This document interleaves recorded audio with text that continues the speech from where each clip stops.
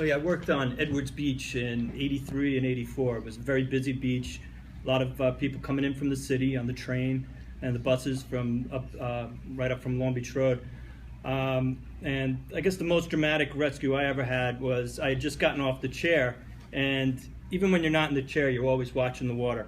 And I just sat down on my cooler to eat my tuna fish sandwich, and for whatever reason, I looked out and I saw a kid just get sucked right up through just the sandbar had broken, and it was like a river going straight out. Little kid, boom, right out.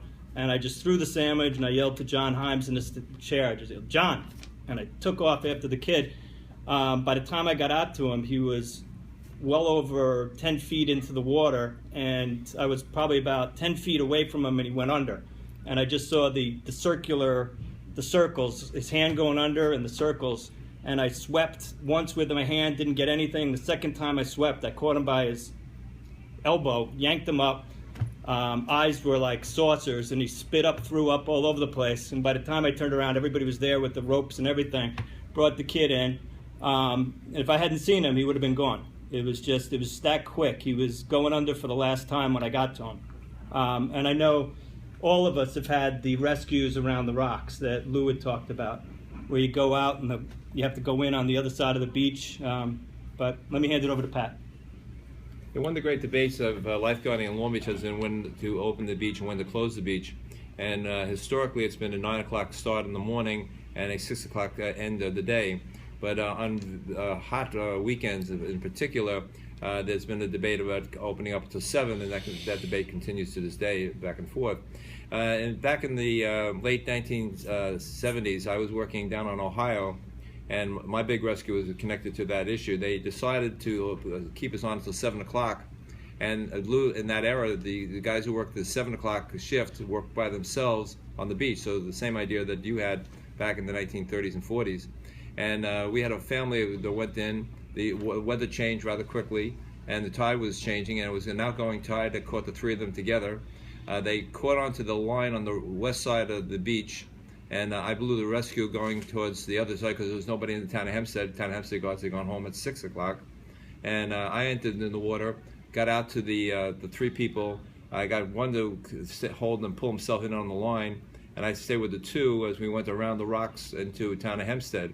At that point, we were moving rather quickly, heading towards the city, if you will, or towards the end of the island. And the guy who I whistled to on the beach next to me ran down and threw up on the beach, was so frightened about what was going on. He, by the way, never worked the lifeguards again. He quit the next day.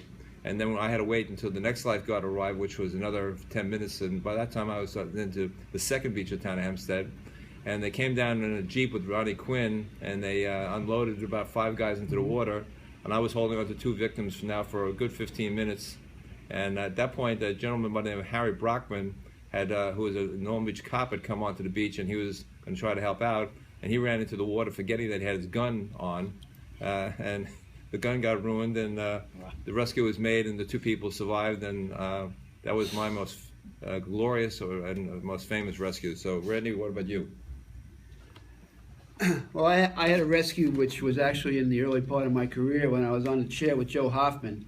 And we have a big surf day, and this fishing boat, about a 30-footer, comes up and anchors right outside the surf line.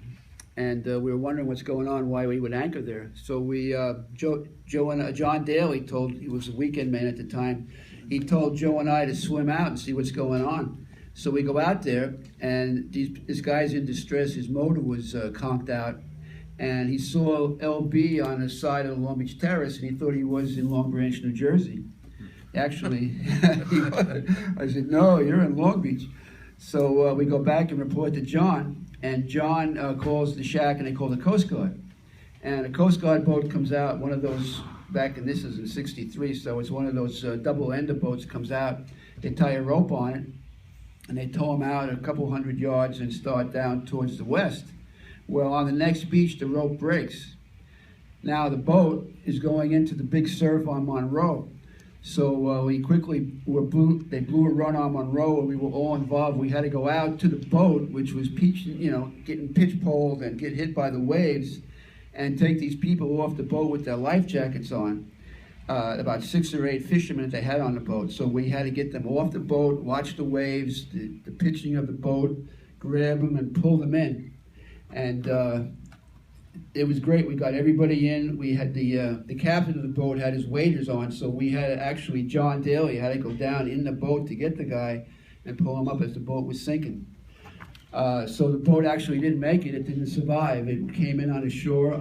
There's probably a motor there today on the west side, on the east side of Monroe Rocks. That's where it ended up, and was beat to hell by the waves. And like I said, there's probably still a motor there, but we got everybody off. And that was early in my career, but that was a heck of a day.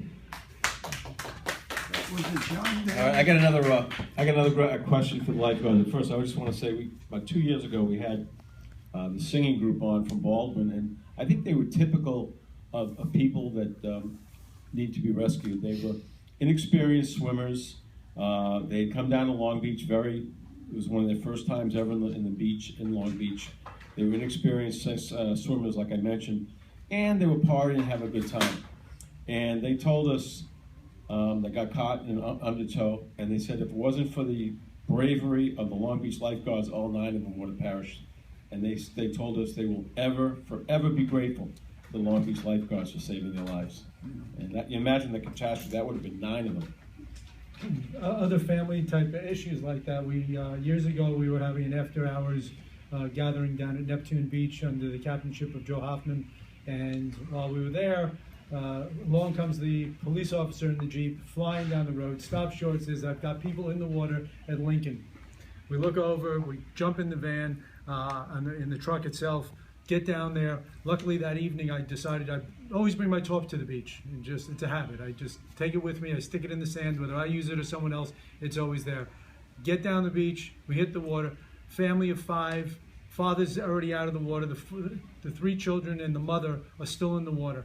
We managed to get them all out. The one victim, the daughter, she was under for the 3rd time when we grabbed her with the torp. Myself and Dorothy, one of our female lieutenants on the beach, grabbed her, brought her in, and to this day we know that if we weren't there, just happened to be around, a family would have perished that night. So again, those dramatic things do happen, can happen. So if you're not used to the water and you don't know the water, please stay out of the water. One thing I want to touch on, Pat, I'll start with you. Through the years, there's been great families of Long Beach where grandfathers, fathers, and sons have been Long Beach. So why don't we touch on some of the families of Long Beach where so many families have been lifeguards over the years?